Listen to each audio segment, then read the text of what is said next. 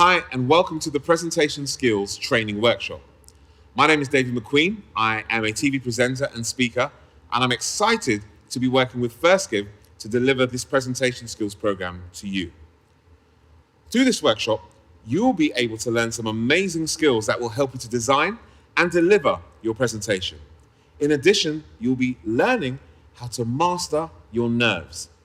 Now, you will need to be using your student workbook, which will help you with your professional development, as well as a team planning workbook, which you will use together to be able to build and deliver your presentation.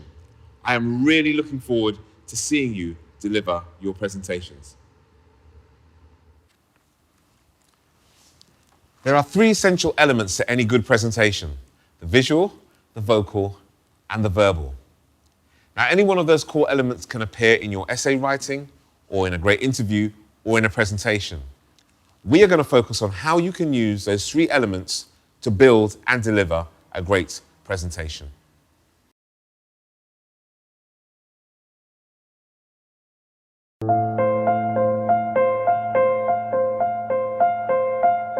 I don't really eat at home. We don't have a lot to go around.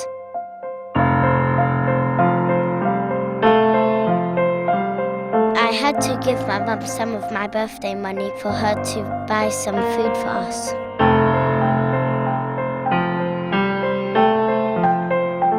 If we don't get dinner at kids' company, then I don't really get dinner. I might have a banana or something, but if you and me, I wouldn't really call that a proper dinner. Kids Company gives the children food because they care about them and that it gives them a chance to eat dinner instead of going home hungry. Like it in Kids Company. It's fun because you get to sit with all your friends. At the same time, we had yummy food and we had a nice food, really delicious.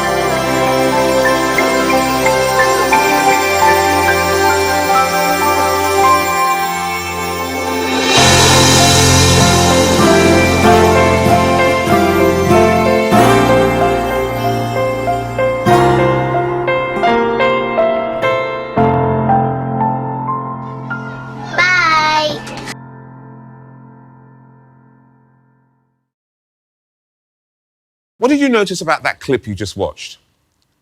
What was the key message that they were trying to tell you? What would happen if the message they were trying to tell you was not clear? Would you know what to do? Would you be able to donate money, support their cause if you did not know what their key message was? This is why it's critical that in developing your presentation, you make sure that your key message is very, very clear. Ensure that your key message is clear for you, your team, and for the audience. And remember, when you know your key message, it helps to manage your nerves. Structure is key, whether you're writing an essay, delivering a presentation, giving an answer, or delivering a speech. If you have a real clear, thought-out structure, it helps to calm your nerves and allows you to get your message over really clearly. So I thought I'd demonstrate by going to a restaurant in a secret location, by having a romantic meal for one, and having a lovely glass of Coke. Obviously, it's not wine. I wouldn't do that. That would be irresponsible. But if you've ever been to a restaurant, you'll know you get a menu. And that menu will be divided up as starters, main, and dessert. It's the same way I want you to think of your presentation. It's got to be tasty. Have a good beginning, a good middle, and an end. For those of you who've never been to a restaurant, think about it as a burger, okay? You have a nice bit of bread at the top, you've got your filling, and then bread at the end. So let's try that. Let's have an example. I want you to think using your name, think of a situation that's happened in your community, a solution that you can provide, and then give a summary. So let me lead by example. My name is David, and in my community, I know there are people who leave random dog poo on the street. My solution is to create an ad campaign where we can raise awareness that people need to clear up the random dog poo in the street so people don't step in it. I believe by having this campaign, people will be able to understand what the issue is and resolve it. So now, I want you to have a go at structuring something or an issue in your community. Go on, have a go now.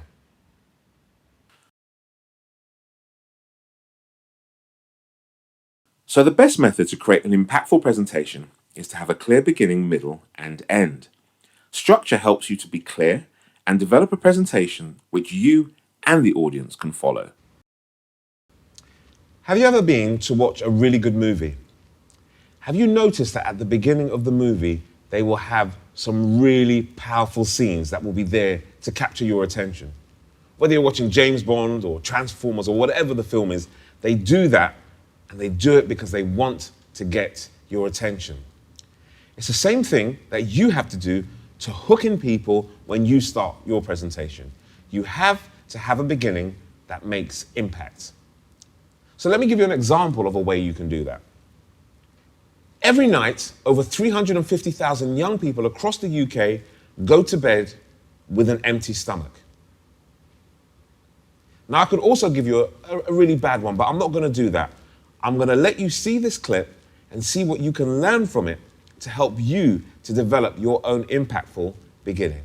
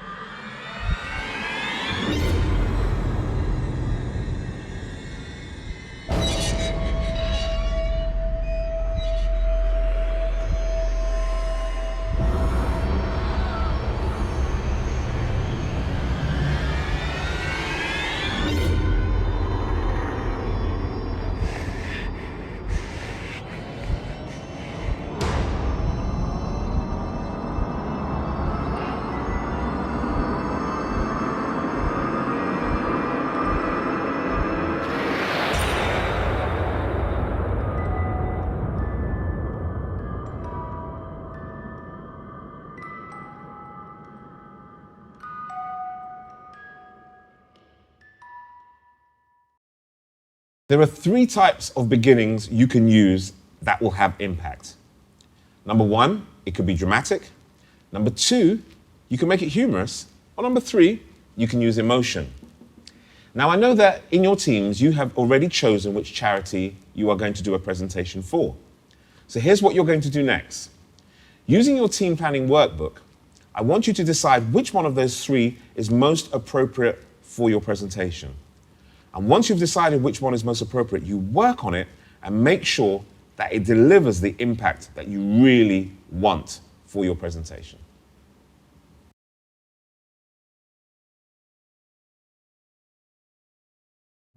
When you're homeless, Christmas can be the hardest time of all. You're cold, hungry, and alone. People can be cruel and treat you like dirt, or pass you by like you're not even there. It can be hard to remember you're human. But when the doors open at Crisis at Christmas, we can make sure there's a warm welcome waiting. Please call free on 08000 199 099 now and buy a place at Crisis at Christmas for just £21.84p. Buy a place at Crisis at Christmas today and you'll give someone who's homeless a hot Christmas dinner and so much more. You'll give them somewhere warm and safe to stay with people who really care. You'll give them a hot shower and clean clothes so they can feel human again. And a health check that could save someone's life. What's more, people can get housing and job advice and access Crisis year-round services, bringing hope for a better year ahead. Last year, we gave over 3,000 homeless people a truly special Christmas. But homelessness is rising, so we must do more. Please help. Call 08000 199 099 to buy a place at Crisis at Christmas for just £21.84p. Please call now to bring someone in from the cold this Christmas and open the doors to a whole new life. Thank you. The perfect end to a great presentation is when you leave people with a call to action. Now, that can be around financial donations, it could be around support, it could even be around a change of mindset.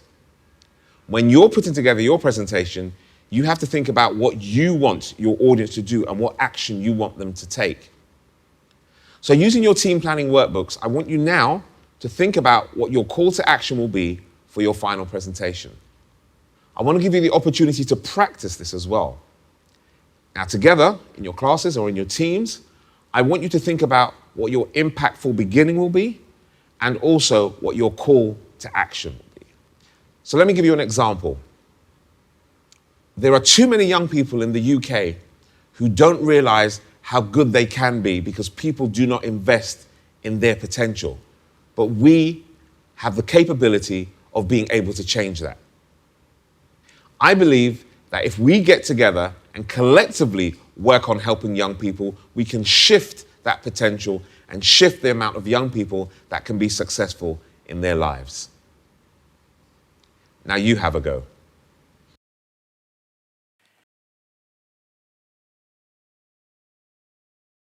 Ensure that your ending is strong, powerful, and challenges the audience to do something, whether to give, to act, or simply to think. To give a compelling presentation, you need evidence. So we're going to talk about facts and stats, or statistics. So let me give you some examples of what facts and stats actually look like. A fact: smoking causes cancer. A stat: 3 out of 5 teenagers will be bullied at some point in their life. Now, here's what you want to do. You want to make sure that you are giving real and true evidence. You don't want to lie. For example, here's something that's not a fact.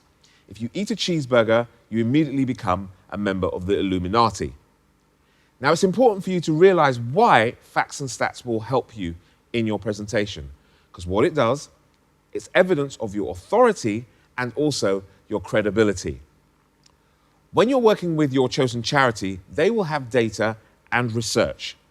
It's up to you to ask the questions and find out what those facts and stats are so that you can use them in your presentation to be compelling. What we want you to do now is have a look at this video of a charity and see how they use their facts and their stats in order to give a compelling argument. For some girls, the thought of getting married is a dream. For many in developing countries, it's a nightmare and comes way too soon. The reasons may be hard for us to understand, but in some countries, they combine to force girls into marriage, and the outcomes can be devastating. The leading cause of death for girls aged 15 to 19 is childbirth.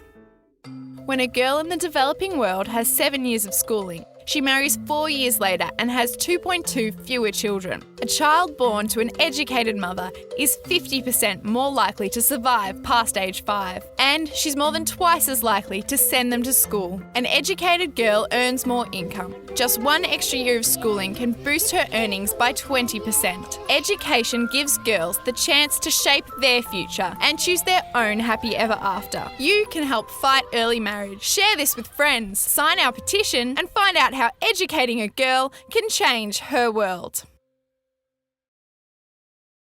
The reason people will love that video that you just saw was because it had a really good story. And we all love stories. Think about it. We all grew up listening to stories, whether they were at school or with our family, or even stories we may have shared around our friends. And the reason why we like stories is because we can connect with them, both emotionally and on a personal level. Now, when you're thinking about your presentation, you've got to decide what kind of stories you want to include in your presentation. And how do you do that? Well, you have a conversation with your chosen charity, and they will have a bank of stories, or what they will call case studies. So when you get together with your team and you're working in your team planning workbook, it's great to write down as many of those as you can, but decide on one key story that you want in your presentation so you can connect with your audience. And not only should you be focusing on that key story, but most importantly, how you deliver it.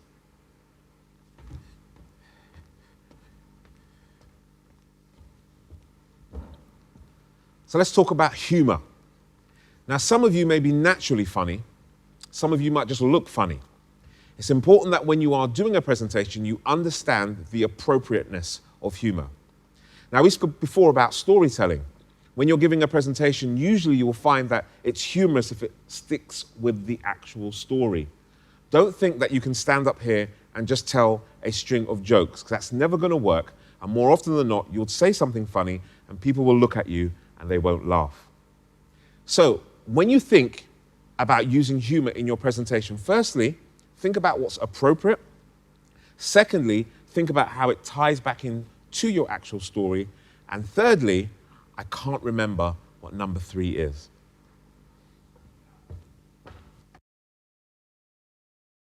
One of the things I love to see is young people speaking about something with passion, something that they truly believe in, a social cause, or as in your case, a selected charity.